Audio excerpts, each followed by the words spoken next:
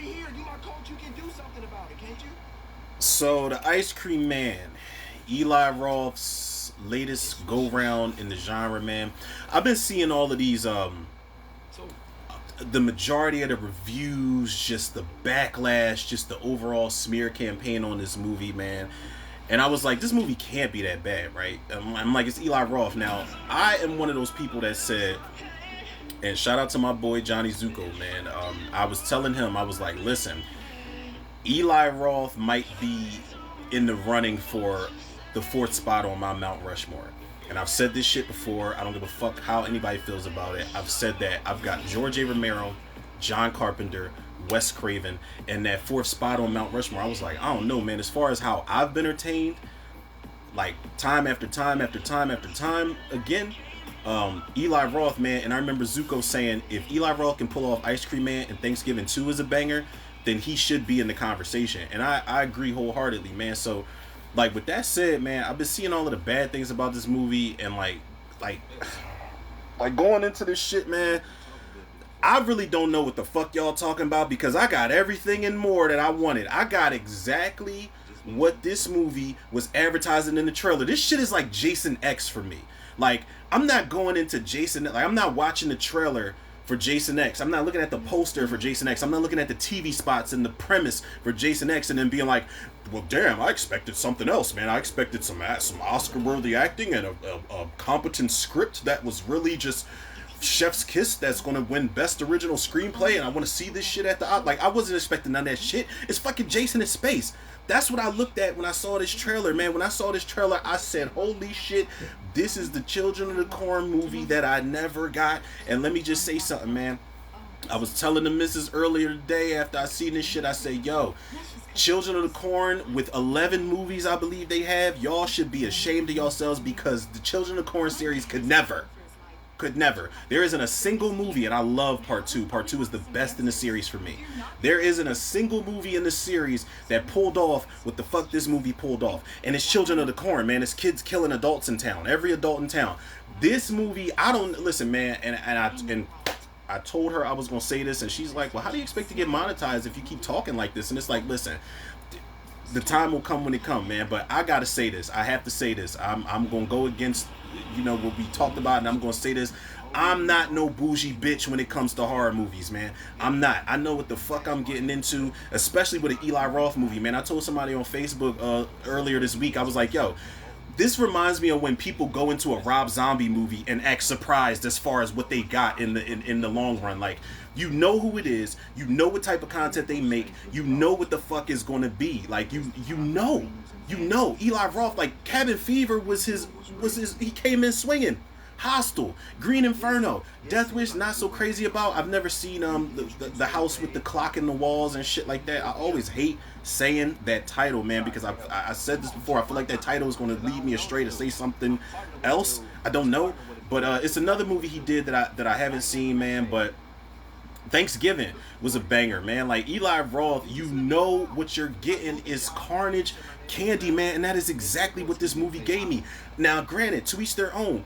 To each their own. You don't have to like this movie. People don't have to have the same opinion about this movie. But the people that have the same opinion about this movie, it kind of makes me wonder, are y'all eating the ice cream too? Are y'all just doing this just to fit in? And, you know, just, I'm running along with the smear campaign on Eli Roth with this movie. It's like, yo, like, what did y'all expect from this movie?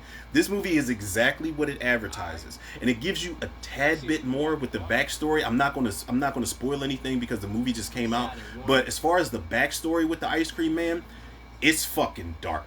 It's really dark and it's really fucked up. The ending, it's really dark and it's really fucked up, even though they play it up for a little bit of laughs at some point. But the ending, I was like, at some point at that ending, I was like, no, this ain't what it's supposed to be. Somebody lied in this motherfucker, and I got a feeling of what it is, and turns out it was what it was. I didn't predict it wholeheartedly, but as the final act was going on, I was like, I was like, nope, this ain't what they said it was. This ain't what they said it was, and I know what they about to do, and they did it, and the ending is pretty fucked up. It's pretty dark. Whether they do a sequel to this or not, I don't know. But look, man, the main three kids that we were following as everything was going on, I love those kids, man. The black kid was funny as shit because he was like speaking as the audience, you know, as he was in class and he's the only one in there, and he's just like, yo, like, you good? And he tells the teacher, like, yo, you don't think this shit is weird? Like, you don't think something's wrong with these kids just not saying anything? But yo, the dude that plays the ice cream man, I don't know that actor's name, but he is one creepy motherfucker, man. He doesn't have any lines in the movie, at least that I can remember. He is just smiling. He's plain face. He's just driving around with that creepy music, and the music is what sets it off for these kids, man. Let me tell y'all something about these kids. These kids were fucked up before the ice cream even got into their digestive systems, man. I promise y'all, these kids are assholes, man. These kids are dicks. They are, man. They are. Every single one of them, except the main young boy and maybe the black kid and the little girl that formed the three amigos with them as shit was hitting the fan. But the rest of these kids, they set these kids up. They set the adults up to just be like, oh, I don't know, like just buffoons. These adults. That's one of the biggest flaws of this movie for me, is the fact that the adults are so fucking stupid in this movie, man. But it makes for some good carnage. It makes for some really fucking nasty, gory, brutal kills in this movie, man. But the adults are just so brain dead, man. There's a moment where, I'm not going to spoil this either, but there's a moment where one of the parents walks in on their kids doing something to somebody in the garage, and she's got a gun in her hand. And it's like, yeah, I understand. You don't want to put your kid down, but the shit you're looking at, it's pretty questionable. It's beyond questionable. And she's just like, oh no, like, I don't, you know, like, just come to me, and it's going to be okay. It's just like, no, nah, man. And then, you know, in my mind, I'm thinking, well, if you kill the ice cream man at some point in this movie, do the kids go back to normal? But if the kids do go back to normal, you're going to have to go to therapy and be brought up on charges, because the way that these kids fuck these adults up, yo, I'm telling y'all, the movie starts with the ice cream man driving into town. Just driving into town, yo, and it's a big baseball game, and the dude's like, ice cream on me, kids, and they're like, yay, and ice cream man's just like, not saying nothing. Like, are you even charging these parents or kids? Because I'd have been the dad in the background, like, hold on. I was like, hold on, baby, like, no, we don't need that ice cream. We gonna go back to the hood where Mr. Softy's at. Nah, fuck that. But he gives all of these kids this ice cream and these ice cream bars and all of this shit.